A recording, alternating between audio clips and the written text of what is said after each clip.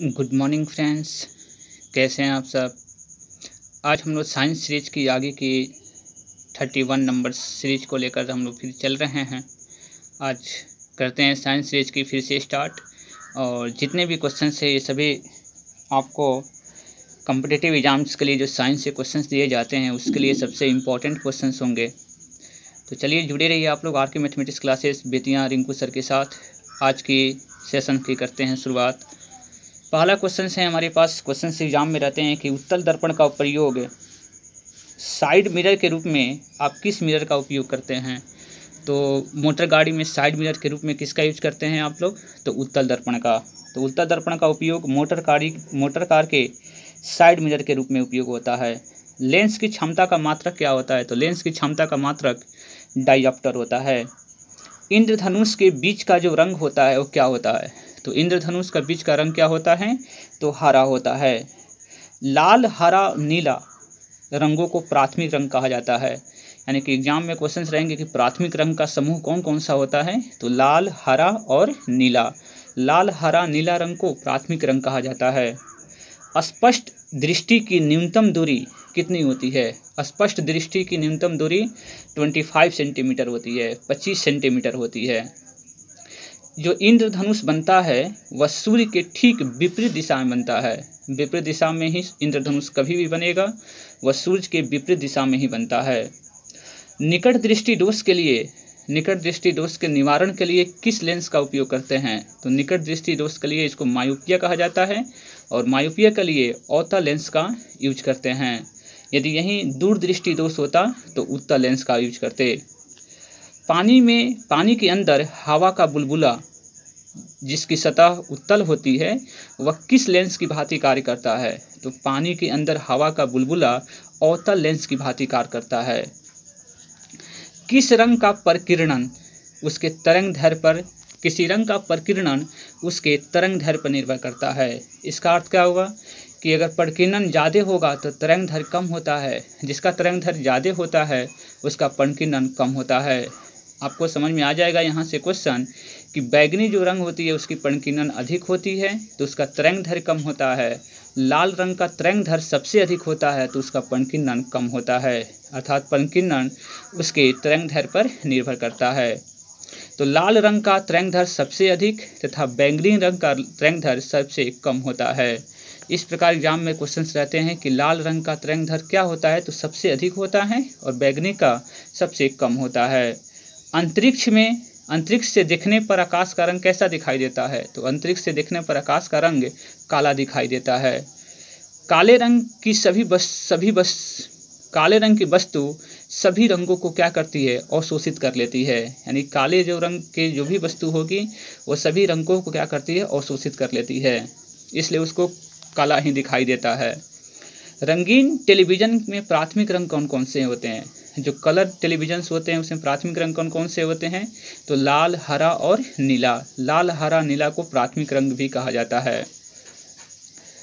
जिन दो रंगों को मिलने से श्वेत रंग बनता है उन्हें कौन सा रंग कहते हैं, उनको पूरक वर्ण कहते हैं। क्या बोलते हैं, पूरक वर्ण। यानी कि जो दो रंगों के मिलकर श्वेत रंग बनता है उसे पूरक वर्ण कहते हैं। जिन पदार्थों से होकर विद्युत आवेश सरलता से प्रभावित होता है, जिन पदार्थों से होकर विद्युत आवेश सरलता से प्रभावित होता है उसे चालक कहते हैं। यानी कि जब विद्युत आवेश प्रवाह करेगा तो उसको चालक बोलते हैं, जब विद्युत आवेश प्रवाह नहीं करेगा तो उसको अचालक कहते हैं। चांदी जो होता है विद्युत का सबसे अच्छा चालक है। क्वेश्चन से एग्जाम में रहते हैं कि विद्युत का सबसे अच्छा चालक कौन सा है, तो चांदी है। जिन पदार्थों से आवेश का प्रवाह नहीं होता है उसे क्या कहते हैं, तो उसे अचालक कहते हैं। लकड़ी, रबर और कागज, देखिए लकड़ी, रबर और कागज जो है यह अचालक के एग्जाम्पल हो जाएंगे, अचालक हैं क्योंकि इनसे विद्युत धारा प्रभावित नहीं होती है। वैसे पदार्थ जिनकी विद्युत चालकता चालक और अचालक के बीच होती है, यानी कि वैसे पदार्थ जिसकी विद्युत चालकता चालक और अचालक के बीच में होती है उसको अर्धचालक कहते हैं। जैसे कार्बन, सिलिकॉन, जर्मेनियम ये अचालक पदार्थ के एग्जाम्पल हैं। तो कार्बन, सिलिकॉन और जर्मेनियम क्या हो जाएंगे, अचालक पदार्थ। जरा दृष्टि दोष के निवारण के लिए कौन सा लेंस का यूज करते हैं? तो ज़रा दृष्टि दोष के निवारण के लिए हम लोग बाइफोकल लेंस का यूज करते हैं। अबिंदुकता का निवारण के लिए बेलनाकार लेंस का प्रयोग करते हैं। तो एग्जाम में रहते हैं कि अबिंदुकता के लिए कौन सा लेंस का प्रयोग करते हैं? तो बेलनाकार लेंस का यूज करते हैं। और जरा दृष्टि दोष के लिए तो बाइफोकल लेंस का यूज करते हैं। ये क्वेश्चन एग्जाम के लिए बहुत इंपॉर्टेंट हैं। यानी कि जरा दृष्टि दोष के निवारण के लिए बाइफोकल लेंस का यूज करते हैं और अबिंदुकता के लिए बेलनाकार लेंस का यूज करते हैं। इंद्रधनुष प्रकाश के वर्ण विक्षेपण के कारण बनता है। तो एग्जाम क्वेश्चंस में रहेंगे कि इंद्रधनुष से प्रकाश के किस घटना के कारण बनता है? तो प्रकाश के वर्ण विक्षेपण के कारण ही इंद्रधनुष आसमान में बनता है। संयुक्त सूक्ष्मदर्शी में कौन से लेंस लगे रहते हैं? तो संयुक्त सूक्ष्मदर्शी में आपको 2 उत्तल लेंस लगे रहते हैं। तो आपको क्वेश्चन से ध्यान रखना होगा कि संयुक्त सूक्ष्मदर्शी में एक उत्तल लेंस, एक अवतल लेंस, या 2 ठो उत्तल या 2 ठो अवतल। तो इसमें 2 ठो उत्तल लेंस लगे होते हैं।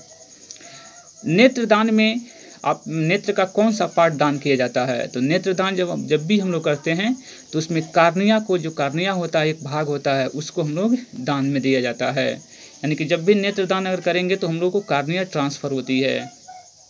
मानव नेत्र के रेटिना पर बना प्रतिबिंब वास्तविक, उल्टा और वस्तु से छोटा होता है। यानी कि मानव नेत्र के रेटिना पे बना हुआ प्रतिबिंब कैसा होता है? तो वास्तविक, उल्टा और वस्तु से छोटा होता है। रेटिना पर बना प्रतिबिंब अस्थायी नहीं होता है। कांच की छड़ को रेशम से रगड़ने पर कांच में धनात्मक और रेशम में ऋणात्मक विद्युत उत्पन्न होता है। अर्थात कांच की छड़ को जब रेशम से रगड़ेंगे तो कांच में धनात्मक होगा और रेशम में ऋणात्मक होगा। परमाणु जो होता है वो विद्युत का क्या होता है? तो परमाणु विद्युत का उदासीन होता है। यानी कि परमाणु जो होता है विद्युत क्या होता है? उदासीन होता है। तो इस प्रकार क्वेश्चन आपने ऑब्जेक्टिव को देख रहे हैं। एग्जाम के लिए सबसे इम्पोर्टेंट लाइन होंगे, ये सभी टॉपिक्स को एक बार क्लियर कर लेना है। अब आते हैं हम लोग दूसरी टॉपिक्स में। इसमें आपके पास दिया गया है कि प्रत्येक पदार्थ के परमाणु में एक नाभिक होता है। प्रत्येक पदार्थ के परमाणु में क्या होता है? एक नाभिक होता है। और नाभिक में क्या क्या उपस्थित होते हैं? तो प्रोटॉन और न्यूट्रॉन। यानी कि क्वेश्चंस आपके एग्जाम में रहेगा कि नाभिक में कौन कौन से कण आपको उपस्थित होते हैं? तो प्रोटॉन होते हैं और न्यूट्रॉन होते हैं। प्रोटॉन कैसा होता है? प्रोटॉन धन आवेशिक होता है, इलेक्ट्रॉन ऋण आवेशित होता है और न्यूट्रॉन आवेशहीन कण होता है। यानी कि एग्जाम में क्वेश्चंस रहेंगे कि क्या प्रोटॉन धनात्मक होता है या ऋणात्मक? तो प्रोटॉन धनात्मक होता है, धन आवेशित होता है, इलेक्ट्रॉन ऋणात्मक होता है और न्यूट्रॉन आवेशहीन कण होता है। तड़ित चालक का प्रयोग तड़ित के दौरान बहुत ऊंचे भवनों की सुरक्षा के लिए किया जाता है, जिसको लाइटनिंग कंडक्टर कहा जाते हैं। तो तड़ित चालक का उपयोग कहाँ करते हैं? तो बहुत ऊंचे भवनों की सुरक्षा के लिए हम लोग तड़ित चालक का यूज करते हैं। तड़ित चालक किसके बना होता है? तो तड़ित जो चालक होता है वो तांबा के द्वारा बनाया जाता है।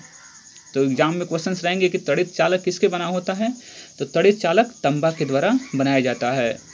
दीर्घ दृष्टि दोष यानी कि हाइपरमेट्रोपिया का निवारण के लिए किसका यूज करते हैं? तो उत्तल लेंस का। यानी कि दीर्घ दृष्टि के लिए उत्तल लेंस का और निकट दृष्टि के लिए अवतल लेंस का यूज करते हैं। विद्युत सेल में रासायनिक ऊर्जा को विद्युत ऊर्जा में परिवर्तित किया जाता है। अर्थात विद्युत जो सेल होती है वह रासायनिक ऊर्जा को विद्युत ऊर्जा में हम लोग ट्रांसफर करते हैं। जिस प्रकार बैटरी जो होती है उसको विद्युत सेल कहते हैं, जिससे रासायनिक ऊर्जा को किस में चेंज करते हैं? विद्युत ऊर्जा में। 1 किलोवाट घंटा को क्या बोलते हैं? तो 1 किलोवाट घंटा को 1 यूनिट कहा जाता है। जिस प्रकार हम लोग आज बिजली का यूज करते हैं तो उसमें हम लोग बोलते हैं कि 5 यूनिट, 6 यूनिट। इसका अर्थ क्या हुआ कि 1 किलो घंटा को क्या बोलते हैं? 1 यूनिट बोलते हैं। किसी विद्युत धारा को लवण के जलीय विलयन में प्रभावित करने पर विलयन का विद्युत अपघटन हो जाता है। अर्थात जब भी विद्युत धारा को लवणीय जलन में प्रभावित करेंगे तो उसका विद्युत अपघटन हो जाता है। अर्थात NaCl होता है, Na और Na का टूट जाता है Cl से। बिजली के हीटर और इस्त्री में किसका तार का प्रयोग किया जाता है, तो नाइक्रोम के तार का यूज किया जाता है। यानी कि हीटर जो लगे रहते हैं या मतलब कि आयरन जो होते हैं उसमें नाइक्रोम के तार का यूज किया जाता है। ट्यूबलाइट में कांच की लंबी ट्यूब के अंदर की दीवारों पर किसका लेप होता है, तो फास्फोरस का लेप होता है। यानी कि ट्यूबलाइट में कांच के लंबी ट्यूब के अंदर की दीवारों पर किसका लेप होता है, तो फास्फोरस का लेप होता है। ट्यूब के दोनों किनारों पर बेरियम ऑक्साइड के तंतु लगे होते हैं। जो ट्यूबलाइट होता है ना उसके दोनों साइड में क्या लगे रहते हैं, तो बेरियम ऑक्साइड के तंतु लगे रहते हैं। लेक्लांसी सेल में विद्युत अपघटक के रूप में अमोनियम क्लोराइड और जिंक क्लोराइड का लेप होता है। तो एग्जाम में क्वेश्चन रहेगा कि लेक्लांसी सेल में विद्युत अपघटक के रूप में किसका लेप होता है, तो अमोनियम क्लोराइड और जिंक क्लोराइड का लेप होता है। डायनेमो जो होता है वह यह एक यंत्र है जो किसको किस में ट्रांसफ़र करता है, तो वह डायनेमो यांत्रिक ऊर्जा को विद्युत ऊर्जा में बदलता है। इसको याद रखेंगे। डायनेमो जो इम्पोर्टेंट क्वेश्चंस हैं कि डायनेमो यांत्रिक ऊर्जा को विद्युत ऊर्जा में बदलता है। डायनेमो किसके सिद्धांत पर कार्य करता है, तो डायनेमो विद्युत चुंबकीय प्रेरण के सिद्धांत पर कार्य करता है।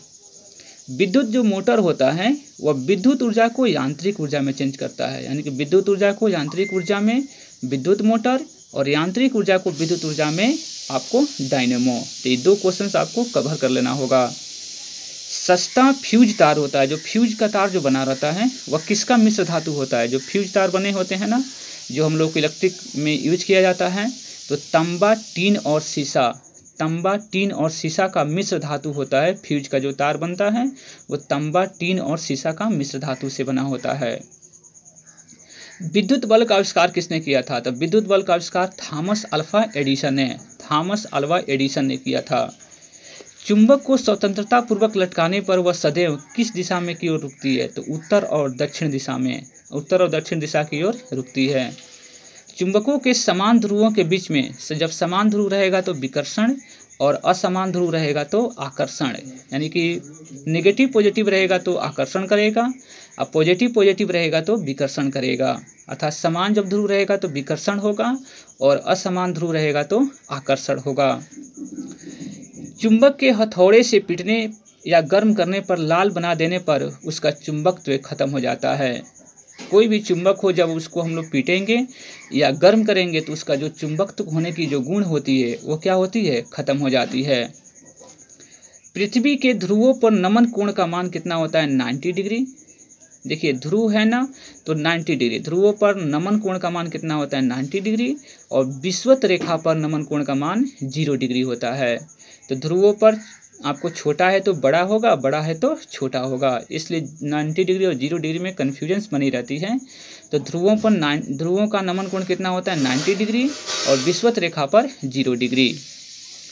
चुंबक की असली पहचान विकर्षण और प्रतिकर्षण है। यानी कि चुंबक तो जैसा भी आपको समझ में आ जाएगा कि वो कितना विकर्षण कर रहा है और आकर्षण कर रहा है, उसी पर उसका असली पहचान होती है। कार्बन डेटिंग 14 यानी कार्बन डेटिंग विधि का उपयोग जीवाश्मों, प्राचीन पादपों की आयु आदि पता लगाने में किया जाता है। जीवाश्मों और प्राचीन पादपों का आयु की पता लगाने में हम लोग किसका यूज करते हैं, तो कार्बन डेटिंग 14 का। पुरानी चट्टानों और पृथ्वी की आयु की आकलन में यूरेनियम डेटिंग का यूज करते हैं। तो इसको याद रखेंगे, यूरेनियम डेटिंग, पुरानी चट्टान और पृथ्वी की आयु की पता की जाती है यूरेनियम डेटिंग से। और कार्बन 14 से किसका यूज करते हैं, तो जीवाश्म या प्राकृतिक प्राचीन पादपों की आयु को ज्ञात करने में हम लोग कार्बन 14 का यूज करते हैं। एक्स किरणों की खोज किसने की थी, तो एक्स किरणों की खोज रॉटजन ने की थी और 1895 ईस्वी में रॉटजन ने आपको एक्स किरणों की खोज की थी। तो इस प्रकार आपने इतने क्वेश्चंस को आपने देखा। फिर आप लोगों को नेक्स्ट वीडियो में इसके आगे की हम लोग सेशंस को करेंगे स्टार्ट। तब तक जुड़े रहिए आप लोग आर के मैथमेटिक्स क्लासेस रिंकू सर के साथ। For this thanks.